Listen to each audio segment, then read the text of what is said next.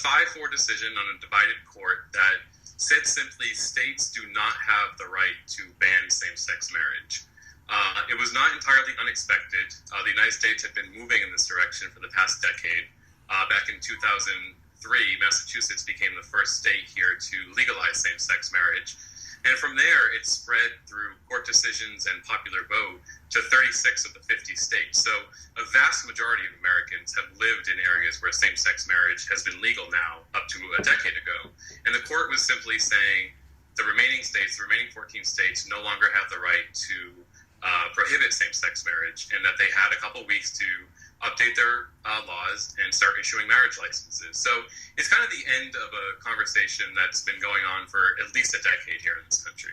This means the Catholic Church's traditional long-held teachings against homosexuality and that marriage can only be between a man and a woman are now out of step with American law. So understandably, the general response from American Catholic bishops has been negative. But can you tell us what some of the bishops have said? Sure. The response was quick. When the decision was handed down, like I said, it wasn't entirely unexpected. So the bishops kind of knew what their response would be. And immediately after, the president of the U.S. Bishops' Conference, Archbishop Joseph Crux of Louisville, Kentucky, he released a statement on behalf of his brother bishops, calling the decision a tragic error, and really reiterating the Church's position that marriage is between a man and a woman.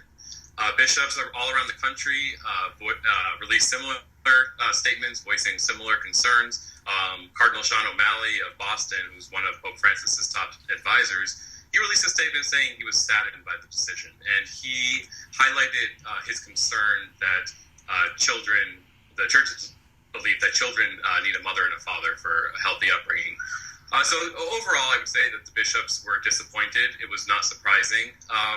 But at the same time, I think the more interesting story was you had a handful of bishops here, moderates, who released statements certainly agreeing with the Church's position on marriage, but calling for a more nuanced approach, a more thoughtful, perhaps, reaction among Catholics. I think particularly of Archbishop Blaise Cupich of Chicago, where I'm based. He was in Rome meeting with Pope Francis for the Pallium Mass, and he released a statement a couple days after and said, look, the Church believes marriage is between a man and a woman, but the Catechism states that gay people are to be treated with respect and that they have as much human dignity as other folks. And he called for Catholics to, he put it, make sure that that's a reality and not just rhetoric. And a couple other bishops issued similar statements saying, again, marriage is one thing that the Church believes it's a sacrament and that's not going to change, but we need to find a better way of engaging with gay and lesbian Catholics. So there certainly was a overwhelming disappointment among American bishops, but at the same time, that's not the full story, and there were nuanced reactions from a handful. Doesn't this leave the American Catholic Church in a tricky position, as polls have shown that a majority of Catholics in the US support same-sex marriage? Indeed, the Supreme Court Justice Anthony Kennedy, who wrote the ruling on this, is a Catholic himself. Isn't it tricky when the Church's own members don't actually support and follow its official teachings? Yeah, it's certainly been one of the more fascinating sides of the story as I've covered it the last couple of years. On the one hand, you have Catholic bishops here who are at the front of the fight against same-sex marriage. They tend to be among the most vocal opponents of it. But on the other hand, you have polls showing that most Catholics here in the United States do support same-sex marriage. Even recently, polls showing Catholics who attend church each week, even they recently have kind of crossed the 50% threshold into supporting same-sex marriage. And it's something that will be a challenge for bishops. They've said, many have said in statements that they will continue fighting this decision, that the conversation for them is not over. But they don't have the faithful behind them. So it'll be interesting to see where their resources come from for this, whether there's much of a fight left in everyday Catholics who maybe fell in line behind this position.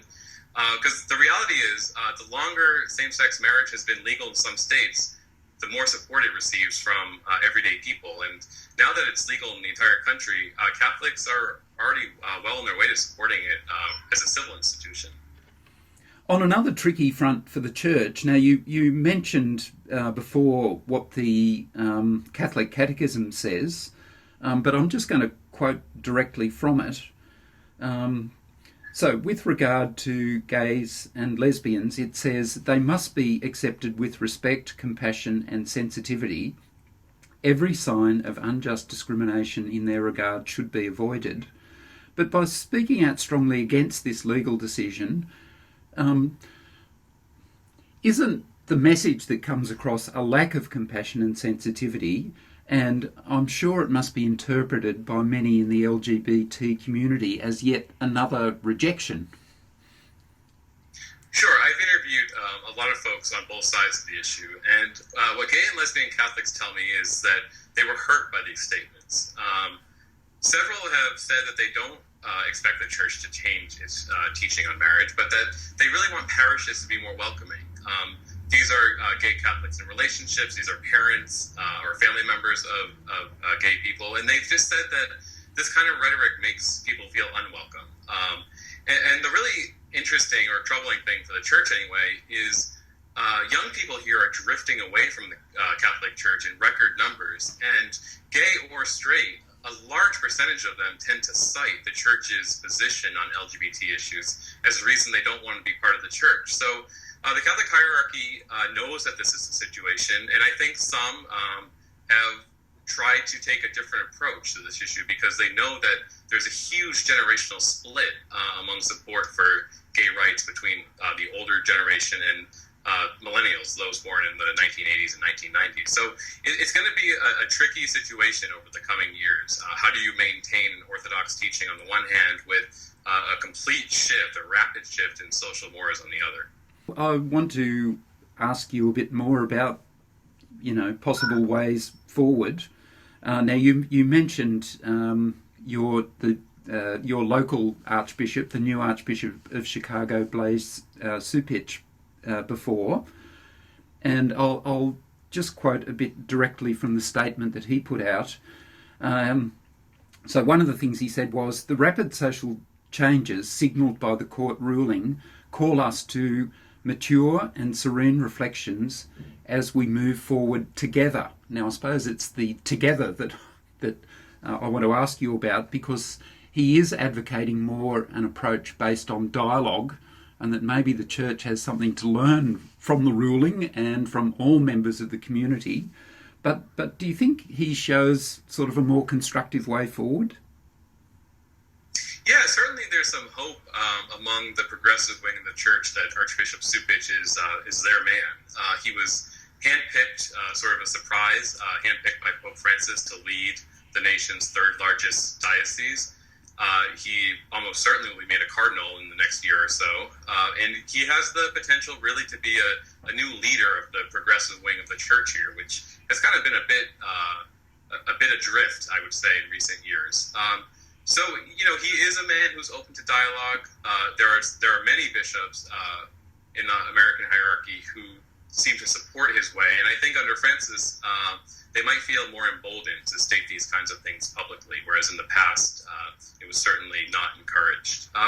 So it'll be interesting to see. There's some gay Catholics who are very hopeful that with Pope Francis, there's a new day in the church, at least an opportunity for dialogue and to converse with respect with bishops and priests and other Catholics. But the American church is a conservative church on these issues. So I think there's some cautious optimism among the progressive crowd here in the States. You've mentioned Pope Francis a few times. He's visiting the USA in September, and in his well-known response when he was asked about homosexuals, he just replied, "Who am I to judge?" But what do you think his effect is on the climate surrounding discussion on this issue? Yeah, it'll be a fascinating fall. He arrives in the United States at the end of September. He will be giving an address to the U.S. Congress, which is a first for a pope to speak to Congress. And I think he'll be making both the left and the right a bit nervous. This is a pope who certainly does not fit neatly into American political boxes. But people I've talked to have said don't expect him to rail against same-sex marriage. He's he's diplomatic and perhaps shrewd enough to know which issues to avoid. And the Catholic right in this country really wants him to hammer away the importance of traditional marriage. And people I'm talking to say that's it's not going to happen. That he'll have other issues he wants to highlight, such as the environment in his recent encyclical. He'll be giving an address to the United Nations where that's supposed to play a key role. He'll talk about the economy. He'll talk about immigration. It's possible, the Pope upholds the Church's teaching on marriage as between a man and a woman. It's possible he'll talk about the importance of families when he's in Philadelphia for the World Meeting of Families. But for those expecting kind of an anti-gay marriage rally, people say that they're going to be disappointed, and I don't see any reason to believe otherwise. And finally, since the Supreme Court ruling, the US Episcopal Church, that is the Anglican Church in America, voted overwhelmingly during the week to allow gay and lesbian couples to get married using that church's religious ceremonies. So at least one of the major Christian denominations in your country sees no theological issue with same-sex marriage. Now, you've said a few times that it doesn't look as if the church will change on this issue, but do you think there's ever a possibility that there might be a shift on this? I can't see one in any foreseeable future. Even the bishops I spoke about who have been a bit more welcoming in their language, they are certainly opposed to same-sex marriage sacramentally, if not civilly. So it's a different situation, I think. You have in the United States a wide range of denominations, some extremely liberal and some extremely conservative, and the Catholic Church finds itself in the middle, which is, I think, a place where they like being. And it's the church is global. It has a lot to consider as it moves forward on issues. And here in the United States, there are some priests talking about ways to make parishes more gay-friendly.